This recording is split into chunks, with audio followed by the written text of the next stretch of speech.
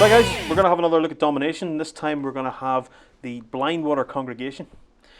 So the warlock for the Blindwater Congregation is Maelok the Dreadbound, who's a Gatorman and some kind of weird zombie lord. A zombie Gatorman. Zombie Gatorman. Somebody's been smoking some funky stuff to come up with this. Well, that's it. So Maelok has speed 5, strength 7, mat 6, rat 4, defense 14 and armor 17, not bad, armor 17, and command 7. His bite is 12, and his claws, 2 claws, which are both 12, fury 6, damage 17, and 6 warbeast points. He causes terror, always good, and he's undead, obviously being a zombie. He's amphibious, like all the Gatormen are, so he can move through deep water and move through water without having any penalties. He can cull soul, so any living model destroyed within, any living enemy model destroyed within 2 inches of him grants him a soul token that he can convert into fury. He's a Gatorman warlock, which means that he can only use the Gatorman warbeasts. He can't use any of the other ones. His bite is magical and has Spirit Eater. Whenever he kills an enemy warbeast with his bite, he can reave the fury off them if he wants to. That effectively steals the fury as well, so that your opponent can't reave the fury off that. And his claws are magical weapons as well. We'll have a look at his feat. His feat is friendly faction models currently in Maelok's control area gain incorporeal for 1 turn while within Maelok control area. Friendly faction undead models gain a +2 armor. Spirit World lasts for 1 round. So incorporeal, of course, means you can run through terrain and stuff because they become like a ghost. Yeah, and undead then, of course, get an extra bit of armor as well. Not too bad, but it's all right. It's all right. That's his feat. That's his feat. Yeah. So I mean, it's okay. Let's have a look at his spells and see what he can do with those. Death Pact. Target friendly faction models gain +2 armor and the undead special rule, which is for 2 points, which is much the same as his feat, really. So, it's not a bad little bonus. Armor in Hordes tends to be slightly lower than War Machine, so any bonuses to armor are always reasonably good. The Gatormen themselves tend to have a higher armor than anybody else, but slightly lower defense, so they're easier to hit, but they're higher armor. So not so bad. Yeah, they're generally tougher. Big alligators after all. Whenever you're chatting Gator, I did actually see a suit of crocodile or alligator armor at the British Museum whenever I was there. Yeah, they're tough guys. Not as tough as trolls though, but tough enough. His next spell is Malediction. While within 2 inches of this model, enemy models suffer -2 defense and -2 armor. Yeah, it's pretty good. Revive costs him 3. Return 1 destroyed friendly faction grunt to play with 1 unmarked damage box. It must be placed in this model's control area in formation and within 3 inches of another model in the unit. So for 3 points, you can bring back some of your really cool guys. I wonder who that would be worth using on for a grunt, other than the Gatorman posse, which is the basic unit that these guys get. Yeah. They're pretty good, but they're multiple. They've got multiple damage boxes. Spending 3 points to bring one of them back with one box. Is it worth it with 1 box? I don't know. It sounds good bringing somebody back. There probably is tactical. There would be, but it's the thought of who you can. What I'd be thinking of is how can I heal them past 1 box? Yeah, if you could bring them back and then heal them up afterwards. It wouldn't be so bad. If you guys know, drop a comment below and tell us. And the last one he has is Venom. Venom's a spray of 8 inches. Costs 2 and does corrosion damage. Also, anything it hits gets continuous corrosion. And it's par 10. That's good. It's a good spell. I don't tend to use an awful lot of magical attacks whenever I'm playing in tournament games or anything like that. But things like Venom is good because sprays go through other models, so you can hit guys hiding behind stuff. And it makes it's the one that I would always consider is the direct bolts and stuff tend to not be as good, but sprays definitely. And causes corrosion. Causes corrosion. Corrosion's all right, but not brilliant. Corrosion, of course, is one point of damage at the start of the turn. If you don't remove the effect, so you still have that chance. That could be the last 1 box of damage. Yeah, what tends to happen is that it mounts up. Yeah. Corrosion always, if they can't get rid of it, and of course to get rid of it, at the start of the turn you roll d6. If you get 5 or 6, it's gone. So But the odds is you'll get a couple of rounds of corrosion and a couple of boxes, and if you're getting it almost for free with your spray weapon, yeah, I mean it's a the bonus. spray's a power 10. It's not that strong, but it's strong enough to take out a unit, or indeed any of the weaker warcasters or anything like that who have used up their focus and are now hiding behind a big warjack or something like that. Just spray them. But all in all, Maelok is pretty good. The fact that he's armor 17 is quite tough, really. I mean, regardless of the fact that you really can't improve that. He can death pact himself for +2 armor, which of course much isn't damage that bad. It's has he got? up to 19. Many boxes of damage has he 17. got? That's all right. It's not that bad. I mean, he's pretty tough. He's pretty tough, and he's got some. I'm sure there's some nice bits of stuff you can do somewhere in there. Incorporeal is always a good one because all your guys can run through combat basically and attack who you want at that point. All right. And getting +2 armor is always good as well. Yeah, I mean, basically with that incorporeal, you can take a turn basically to make everybody a ghost, and then run them wherever you want them. Just reorganize the field and get your guys to charge through and attack whatever you want. So there's definitely a lot of possibilities with Maelok, and doing that, hitting that feat at the right time, is really going to shake up the whole game. His command's only 7, mind you, which is means he's going to have to be in and amongst all that. Yeah, well, his command that's not that high considering. So if you've got stuff there that terror might affect, his own terror might affect, then you might want to keep them away. So I don't know.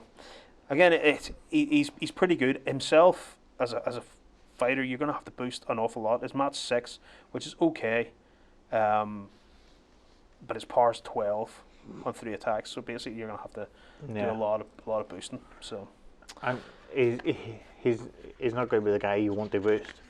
No, I mean there's others that have higher damage. The fact that he's got magical weapons is probably the way to do it. But anyway, if you guys can think of anything else that he can do that we're missing, then certainly drop comments below and tell us. Okay, the next one then is the new light warbeast for the Blindwater Congregation, and that's the Boneswarm. Anybody who's got the Iron Kingdom's version of the Boneswarm, well, you've just got yourself a free warbeast. The Boneswarm is basically loads and loads of skeletons in a big swarm. I've seen some pictures of it in the book there. It looks well. It's speed 5, strength 8, mat 6, rat 4, defense 13, armor 15, and command 7 again. It has Bone Strike as its attack, which is power 12 again. 3 fury, 9 threshold, and 4 points. It costs 4 points, is always good. It causes terror, and it's undead. It's amphibious again because it's Blindwater, but in this case, not a big alligator. It has Bone Picker. This model gains a corpse token each time it destroys a living or undead model with a melee attack. This model can have up to 3 corpse tokens at any time. For each corpse token on this model, it gains +1 strength and +1 armor. That's not bad. Yeah, that's not bad for a 4-point warbeast. That's pretty good because you're gonna let's see, its strength's 8. So with the maximum of 3 tokens on that, it's going up to 11. It's going up to power 15. It's not bad with some boosting stuff on it.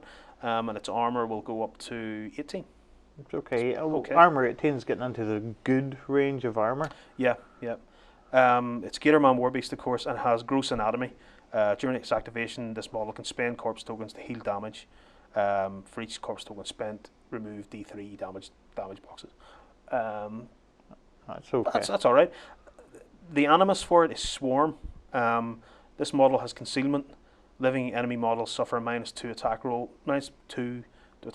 when well within 2 inches of it, and Swarm lasts for 1 round, which isn't a bad animus at all, really. The best thing that has going for it is the fact that it's only 4 points. 4, 8. See, what's that? It's 4. It's 12. 14, 15, 16, 17, 19 points of damage on it too. It's not bad at all. For Yeah, 4 points? For 4 points, That's all right. 4 points, that's well worth it. It's nice and cheap and well worth it. Things are always balanced out by points. Sometimes you look at something and think that's not particularly good, and then you realise it's really cheap points. Really cheap. That's great. All of a sudden, it makes it quite good. Yeah. Well, I mean, again, there's nothing in particular that makes it stand out, but it is only 4 points, so It's all right. I don't see any reason why you wouldn't at least have one. Okay, so the next one then is the heavy warbeast, and that's the Swamp Horror. Swamp Horror's speed 4, strength 10, mat 6, rat 1, defense 10, armor 17, command 6. It has a beak attack for power strength 16, and then it has 3 tentacle attacks for power strength 12. It has 4 fury, 8 threshold, and costs 8 points. It's amphibious again. It has impervious flesh. When this model is hit by a ranged attack, the attacker rolls 1 less damage die, which isn't bad at all. Yeah, it's going to stop your opponent's going to have to boost it just to have a chance. But yeah, and basically anything that's firing a shot at it with like power 10, 11, 12, might as well not bother. Yeah. Probably has to start boosting or finding a boost from somewhere. It means that it's basically immune to a lot of those rifle shots. It's steady, so it can't be knocked down. Its beak then has critical catastrophic damage. On a critical hit, on a warjack or warbeast, fill all the unmarked damage boxes or circles on the last column or branch damaged. Ooh, that's nasty. Yeah, it's getting rid of a full row. Yeah. Even if it only does 1 box, it's getting rid of a full row. If you roll a critical hit, so if you roll doubles whenever you hit and you do some damage, then you take off the whole load of boxes. That's pretty good. Its tentacles are open fists, so it could do all those cool Pick attacks. Up and throw you and all that. Yeah, and it has 3 of them as well. So it has reach obviously, and it pulls. So anything that it hits, it can pull towards it. Basically, it can surround itself with loads of little guys and squash them all. Its animus is elasticity. Target-friendly faction models, melee weapons gain reach. Elasticity lasts for 1 turn. It costs 2 points. Reach is never a bad thing. However, if in the Gatorman Blindwater Congregation, I think that the Gatorman posse already has reach on its glaive attacks, but it probably doesn't have it on the bite. So you could increase its bite. Reach the bite. With reach for 2 points. Of course, it's target-friendly faction model, so it's only one guy. Only one so guy. Really, you're going to be it's a warbeast. Yeah, it's a warbeast. You want to hit with that. Yeah. Really. But again, all in all, not bad at all. The fact again that it's 8 points, which is reasonably cheap for a heavy warbeast. Yeah. It is. Is always going to be pretty good. And of course, it takes plenty of damage being a heavy warbeast as well. So the next one then is the Gatorman Witch Doctor, and that's the solo for the Blindwater. He has speed 5, strength 7, mat 6, rat 3, defense 13, armor 16, and command 8. He bites with a power strength 12.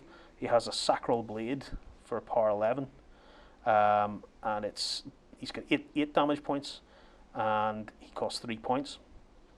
He's a minion, obviously. He's amphibious, and he's a beastmaster, so he can force friendly faction warbeasts, much like your warlock can, which is always good. It means that basically he can take some beasts outside of the your warlock's control area and actually do a little bit of commanding himself. Although he'll not be able to take the fury back off them afterwards. No. So he can force them to do stuff, but he can't take it off them. They're going to go mad. Eventually. Yeah. So let's see. So then he has magical ability. He's a magical ability of 7. He can dominate undead as an attack. Dominate undead is a ranged 10 magical attack. Takes control of the target enemy non-caster, non-warlock undead model. That's really not bad. Not bad either.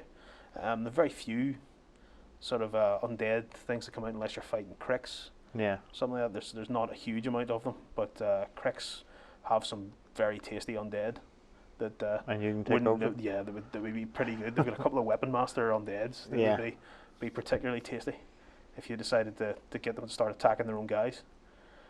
Sacrificial Strike. The target a model in this model's line of sight.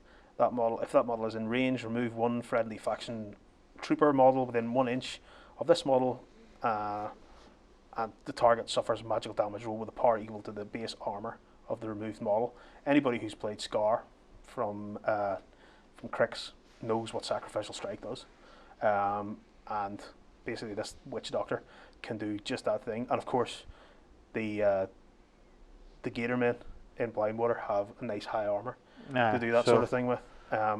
You're talking about 16 or so armor, power 16 attack. Right. Yeah, I mean it kills one of your own guys, but you're getting power 16. And again, the range is command, so that's 8 inches, which is bad. Because again, it doesn't have to roll the hit. It's just a damage roll, so that's all right. Not having to roll the hit again. Back to some of our favourite things. Just kill my guy, and then par 15, 16, say, damage to you. I would definitely go for one. I would happily sacrifice one of my guys, especially if he's as good as dead anyway. Well, if it's going to be, especially if the armor's about 16. Yeah. Again, we go back to a warlock who's spent all their focus might be down to about armor 16, which would be straight damage then, 2d6 damage on them. Exactly, 2d6 could go a long way to putting the hurt on them, or killing one that's already been injured. And the last spell that he can do is Zombify. Range 5, the target friendly non-warcaster, non-warlock warrior model or unit gains tough and undead for one round. Tough, always good. Can't beat tough. That's the sort of thing to stick on your Gatorman posse. Yeah. The guys that are horribly they're horribly tough already. Now give them the actual power of tough, so they only die a third of the time, or 2/3 of the time when they get killed. That's all, and nothing beats it because there's an unpredictability in that. Your opponent doesn't know whether they're going to get back up or not. That's it. And then of course his knife is a magical weapon.